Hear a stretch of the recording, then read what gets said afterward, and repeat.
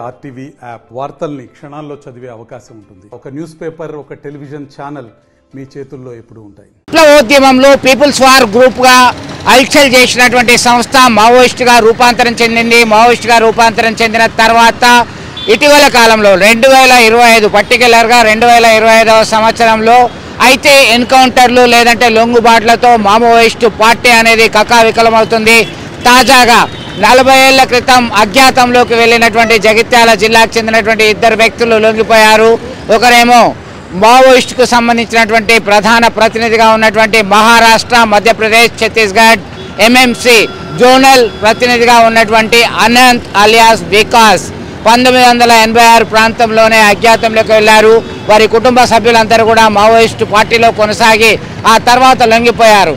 తాజాగా గడ్చిరోలి జిల్లాలో 10 మందితో పాటు ఇతను లొంగిపోయాడు. ఇది కాస్త సంబరానికి గురి చేసింది. తమ కుమారుడు తమ వద్దకు వస్తున్నాడు, ఇప్పటివరకు కొడుకు లేని లోటును మేము అనుభవించాము, మా కొడుకు నా దగ్గరికి వస్తున్నాడు అని హర్షం వ్యక్తం చేస్తున్నారు ఆ కుటుంబ సభ్యులు. చెప్పిండు అక్కడ చెప్తుంది, నేను ఇన్న కదా ఏమని చెప్తుండు తెలిసేనా, హిందీలో చెప్తుండు. నాకు 2001లో మా వాళ్ళు కలిసిండ్రు. అప్పటిసింది నాకు అందుబాటులో లేరు. ఎవరైతే మురళి చనిపోయాడో, నరేష్ అన్న ఆయన ఉండే ఇక్కడ పార్టీలో, ఆయన చనిపోయాక మా వాళ్ళు ఆందోళన పడి వాళ్ళకి అందుబాటులో ఎవరు లేక వాళ్ళు వెళ్ళిపోయారని చెప్తుండు. వాళ్ళకు ఇక్కడ ఈ వీలెక్కర్ చెప్తుండు.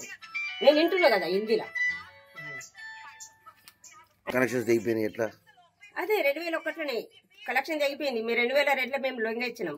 ఈడు ఎక్కడ ఉన్నాడు అన్నది మాకు తెలియక ఇక మేము ఆయన రమ్మనిలేము, మా అంగళ్ళు మేము వచ్చినాం. ఇక ఆయన అంగళ్ళు వాడు ఉన్నాడు అట్లా. ఇప్పుడు 25 ఏళ్ళు అవుతుంది మాకు అందుబాటులో లేక. ఆయన ఎక్కడ ఉన్నదనేది తెలియదు, ఏం తెలియదు. మొన్న నాకు మొయిలి సార్ ఫోన్ చేస్తేనే అర్థమైంది. ఈ ఫోటోలు కూడా ఆయననే పంపించేది. అప్పుడు ఏ ఏరియాలో ఉంటుండ్రి? అప్పుడు ఏరియాలు అంటే మేము ఔరంగాబాద్లో వాళ్ళని చదివిపించినాం. 10వ తరగతి దానికి 6వ తరగతి నుంచి వేరే వేరే జాగాలలో కొన్ని జాగాలలో తిరిగినాం. ఒక్కటనే కాదు, ఇక ఒక్కడంటే జరగని పైన ఇక తిరిగినాము. ఎక్కడ ఎన్నికలు పడితే అక్కడికి పోయినాం. ఇక అక్కడికి పోతే ఈయన ఇక చదువుకొని 10వ తరగతి దాకా మా దగ్గర ఉండే. 10వ తరగతి అయిపోయిన వాడు వాడంగల వాడు అది తీసుకుపోయింది పార్టీ వాళ్ళు. అప్పుడు మీరు పోనీ అనుకున్నారా? నేను ఎట్లా అనుకుంటాం, మా కొడుకు ఉన్నాడు కదా అని చెప్పి మాకు ఎప్పటికీ నమ్మకం ఉంటుంది. ఏదైనా జరిగిందా జరుగుతలేదా అనేది నేను ఎప్పుడు వార్తలు వినుకుంటే చేస్తా. V6 వింటా, మొత్తం వార్తలు వింటా నేను. ఎక్కడైనా మొన్న ఇవ్వయి అనిపోయాడు అంటే మావాడు కూడా ఉండే ఏమో నాయన అని చెప్పి నేను భయంతో అన్ని వింటున్నా కానీ మావాడు కనిపిస్తలేడు.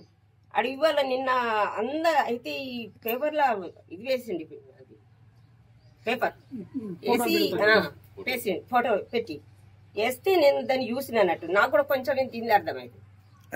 ఆయన ఏ పేరుతో నడిపిందమ్మా అక్కడ అనంత్ అని చెప్తుండు కదా.